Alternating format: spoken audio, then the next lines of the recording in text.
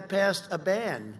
It's a ban on people coming in from certain countries that are horrible countries where they hate us and the people hate us, right? You know, and one of the reasons we're going to go, I'm going there later, we have a governor and an attorney general. We have 25,000 people want to go in Minnesota, right? One of the reasons we're going to win, and they want us to have 250 people. That's a slight, slight difference. We have 25,000 people, but they have a rule: you can't have more than 250 people for a political event. So they're scamming us. So, you know what? That maybe will give us the final victory. We haven't won Minnesota since 1972. Okay, that's a long time, which would tell you the odds. That's not good odds.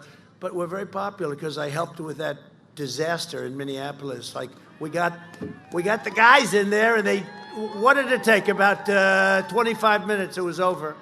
They should have called a long time before. They went through 2 weeks of hell, and that's what we do. The federal government is always prepared to come in. If you had problems, the federal government is always prepared to come in. We will extinguish those problems very, very quickly. But when you look, and we'll always come in, and some people say it's not politically correct to say that. Yeah, it's politically correct. I thought it was a beautiful sight. They lined up. This is after a week and a half of terror. Remember, you had that idiot anchor from CNN stand. This has been a friendly protest. And over his shoulder, it looked like Berlin in its worst day during the war. The worst day they ever had. But no, they told us we can only have 250 people, so they thought I'd cancel. Oh, this is really great. Trump will cancel. No, I'm going to go, and I'll have 250. That's like the first row. I'll have 250 people. And they'll have a lot of people outside, but I don't want them to stand outside. It's colder there than it is now. But it's very cold and very horrible because the President of the United States is going to Minnesota to talk to people, and they're suppressing it. And they think that's good, but I don't. That shows weak leadership by the governor and very unfair leadership by the Attorney General. One thing I'll say about that Attorney General, I have to say this. He was like the first one, he and a couple of people.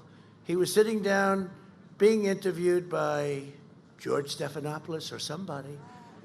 And he said, no, but he was like a vice chairman of the Democrat Party, and you know who I'm talking about. And he said, Trump is going to win. This was like right after I came down the escalator with our future First Lady, right? That beautiful trip. No. And he said, Trump is going to win. No, you're kidding. Why? No, Trump is going to win.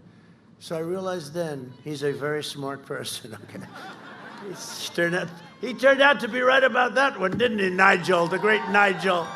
We're working to help the Chaldean Christian community also, by the way. We're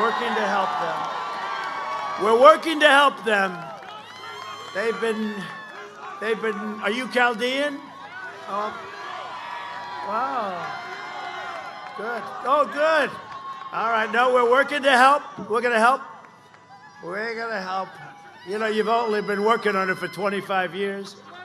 Just like I did with Israel and so many other things. These guys, they talk, nothing ever gets done. Chaldean American. What are you going to show me there? You opened your jacket. Look at this. Oh. Now I like the Chaldeans even more.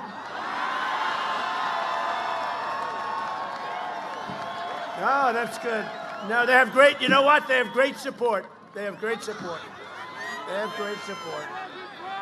Good. Thank you very much. They do have great support. But hey, look, it's a wildlife. Biden has pledged a staggering 700. This is with Bernie Sanders and the manifesto, we call it. That's the deal with Bernie, crazy Bernie. And I mean, he lost twice now. The guy's the greatest loser I've ever seen. No, he loses. He doesn't even complain about it. Just goes back into Congress. He votes, holds up his hand, radical, anything radical left.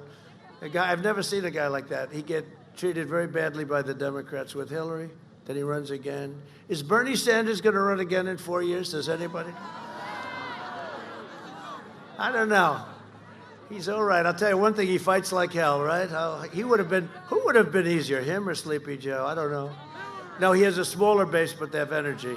Joe has a bigger base, but there is zero energy, right? Now, we have a really big base here. We have more energy than anybody. Right?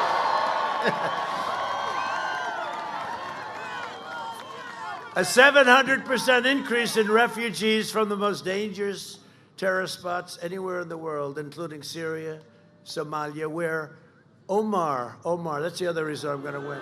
Omar. Ilhan Omar, she loves our country very much. And Yemen, right? Now she's going to help me win. She's going to protest when I go up there, and I'll say, thank you very much. Every time you protest, it's got to add about 25% of the vote. The Biden plan, she's telling us how to run our country, and she doesn't love our country. That I can tell you. The Biden plan will turn Michigan into a refugee camp. If you look at what they want to do, this is agreed to with Bernie Sanders and that group, a 700% increase. A lot of you people are saying, no, thank you. He has also vowed to terminate our national security travel bans, allowing unlimited migration from deadly war zones and terrorist havens. You're all sitting here saying, I think I'm changing my vote. I think we'll go with Trump.